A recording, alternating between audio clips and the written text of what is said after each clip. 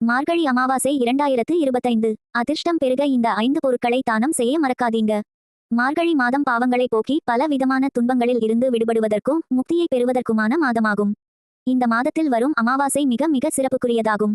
இந்த நாளில் சில முக்கியமான பொருட்களை தானம் செய்வதால் நம்முடைய வாழ்க்கையில் இருக்கும் துன்பங்கள், தடைகள் நீங்குவதுடன் அதிர்ஷ்டம் பெருகிக் கொண்டே இருக்கும். மார்கழி மாதத்தில் வரும் அமாவாசை மிகவும் சிறப்புக்குரியதாக கருதப்படுகிறது. இது பித்ருபட்சத்திற்கு இணையான அமாவாசை என சாஸ்திரங்களில் குறிப்பிடப்படுகிறது. அப்படிப்பட்ட சிறப்பு வாய்ந்த மார்கழி அமாவாசை 2025ஆம் ஆண்டில் டிசம்பர் 19ஆம் தேதியன்று வருகிறது. முன்னோர் வழிபாட்டிற்கான இந்த நாளில் தர்ப்பணம், சிராத்தம், பிண்டத்தானம் செய்து முன்னோர்களின் ஆத்மாக்களை சாந்தி அடைய செய்வதுடன் முன்னோர்களின் ஆசிகளையும் அதிர்ஷ்டத்தையும் பெறுவதற்கு 5 முக்கியமான பொருட்களை தானம் செய்வது சிறப்பு. மார்கழி அமாவாசையில் தானம் செய்ய வேண்டிய 5 பொருட்கள். 1.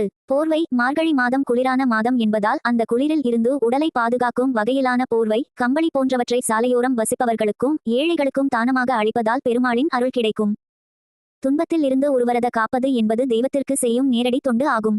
இதனால் நம்முடைய வாழ்க்கையில் இருக்கும் அனைத்து விதமான துன்பங்களில் இருந்து விடுபட முடியும். மனதிற்கும் இது அமைதியை தரும். 2.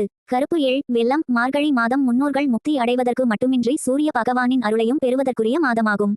இந்த நாளில் கருப்பு எள் மற்றும் வெல்லம் ஆகியவற்றை தானம் செய்வது மிகவும் உயர்வான தானமாக கருதப்படுகிறது.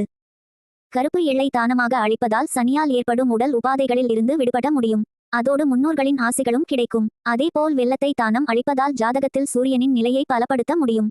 இதனால் மதிப்பு, மரியாதை உயரும். கௌரவ பதவிகள் கிடைக்கும். 3. நெய். அமாவாசை அன்று நெய் தானம் செய்வது அதிர்ஷ்டத்தை தரும். அதேபோல் மார்கழி மாதத்தில் நெய் கலந்த உணவுகள் அல்லது அன்னதானம் செய்வதும் நல்லது. இது சந்திரன் மற்றும் சனி பகவானுக்குரிய பொருட்களாகும். இவற்றை தானமாக அளிப்பதால் மனதில் தெளிவு, துன்பங்களில் இருந்து விடுதலை ஆகியவை கிடைக்கும். மன அமைதி கிடைக்கும். குழப்பமான விஷயங்களில் தெளிவான முடிவுகள் கிடைக்கும்.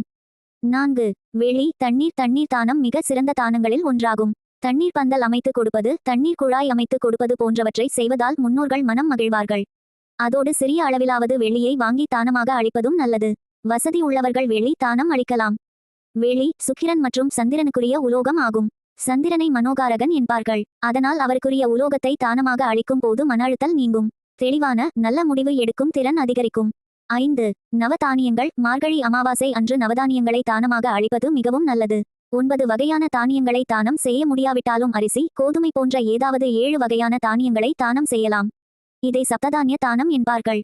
இதை செய்வதால் எந்த காலத்தில் உங்கள் வீட்டில் உணவுக்கோ செல்வத்திற்கோ கொஞ்சமும் குறைவு ஏற்படாது. வேலையில் தொடர்ந்து தடைகள், தொழிலில் நஷ்டம் ஆகியவற்றை சந்திப்பவர்கள் அமாவாசை அன்று தானியங்களை தானம் செய்வதால் சிறப்பான வாழ்க்கை அமையும். புதிய வாய்ப்புகள், வளர்ச்சி தேடி வரும். வாழ்க வளமுடன். இனிய காலை வணக்கம்.